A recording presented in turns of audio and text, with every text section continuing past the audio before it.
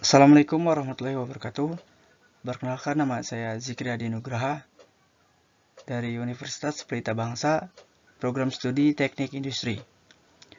Pada kesempatan kali ini, saya akan sedikit membahas terkait dengan review jurnal Six Sigma DMAIC sebagai metode pengendalian kualitas produk kursi pada UKM.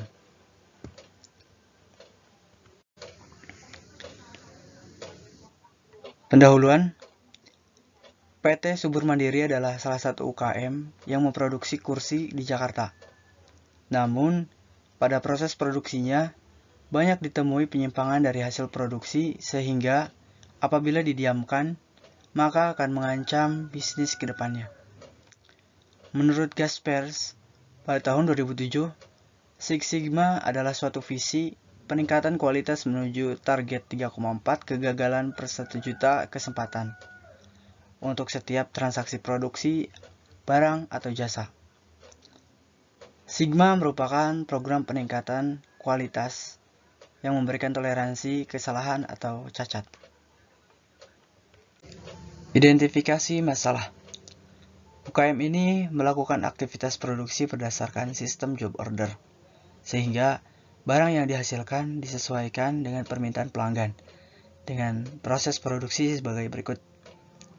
Yang pertama ada divisi frame kayu, terdiri dari 5 tahap proses. Yang kedua ada divisi finishing meja dan kursi, terdiri dari 7 tahap proses. Yang ketiga ada divisi foam, busa, terdiri dari 3 tahap proses. Yang keempat ada divisi jahit, terdiri dari 5 tahap proses. Metode penelitian. Pada penelitian kali ini digunakan beberapa metode. Yang pertama, identifikasi jenis cacat produk. Yang kedua, menetapkan CTQ atau Critical Quality yang menjadi standar acuan sebagai kualitas yang ingin dicapai. Yang ketiga, ada analisis diagram fishbone. Yang keempat, ada analisis 5W1H. Hasil dan pembahasan. Pada hasil dan pembahasan, terdapat beberapa tahap. Yang pertama ada tahap define, yaitu identifikasi CTQ, dikembangkan dari spesifikasi yang bersumber dari voice of customer dan standar spesifikasi yang ada di perusahaan. Kondisi kursi yang diproduksi dan diterima oleh konsumen harus terbebas dari cacat. Di antaranya seperti kursi lecet dan penyok, ukuran tidak standar, kemudian kursi tidak rata, warna tidak sesuai, jahitan tidak rapi, kemudian sambungan kayu tidak kuat dan kursi mengkerut.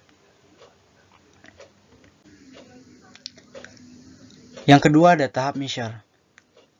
Dari hasil perhitungan diagram Pareto, bahwa cacat yang dominan sampai di atas 10% dari cacat yang terjadi dan dikualifikasikan sebagai CTQ yang sehingga harus disegerakan dilakukan tindakan perbaikan adalah kursi lecet dan penyok, ukuran tidak standar, dan jahitan tidak rapi.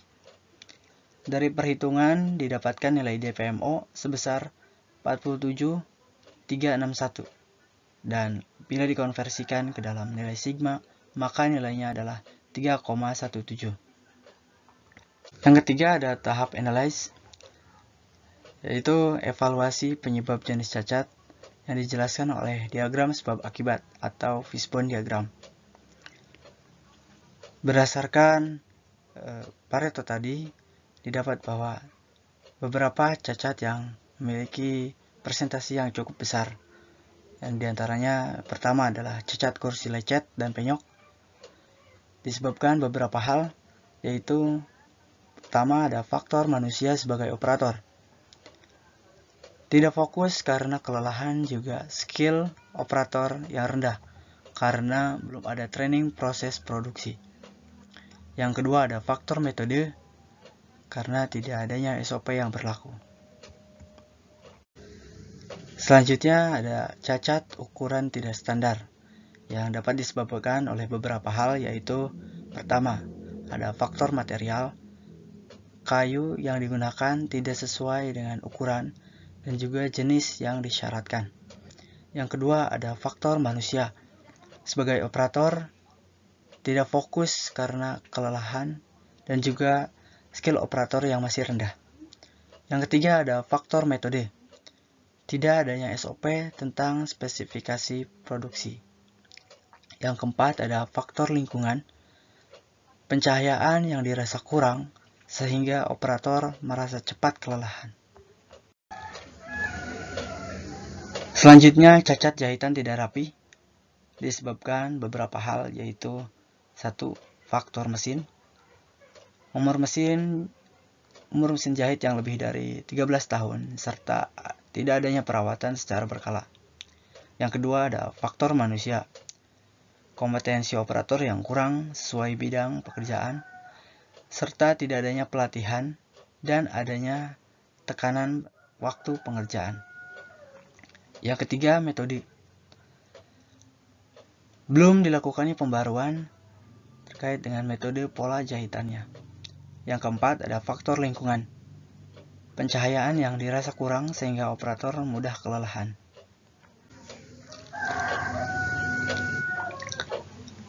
Kemudian kita masuk ke tahap improvement.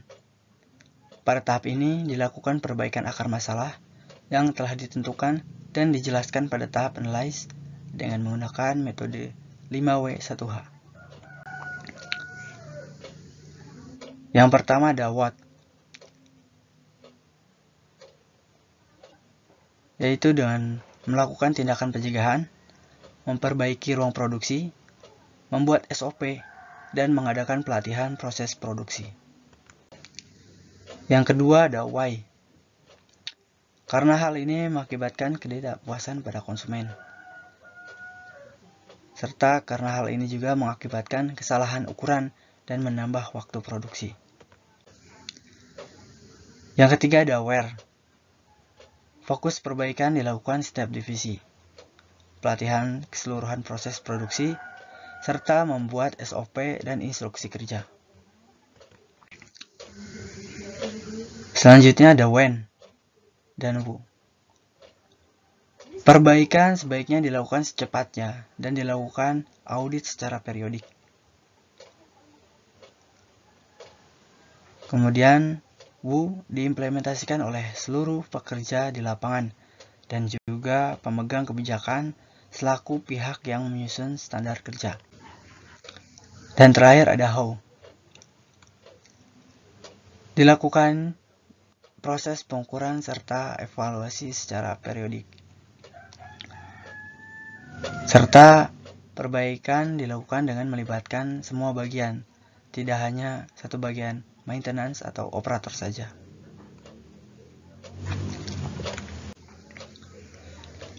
Kesimpulannya, kualitas merupakan sebuah konsep yang harus diimplementasikan oleh perusahaan dalam proses pengembangan. Jenis kerusakan yang terjadi pada proses produksi kayu terdapat 6 jenis, yaitu kursi lecet dan penyok, ukuran tidak standar, dan jahitan tidak rapi.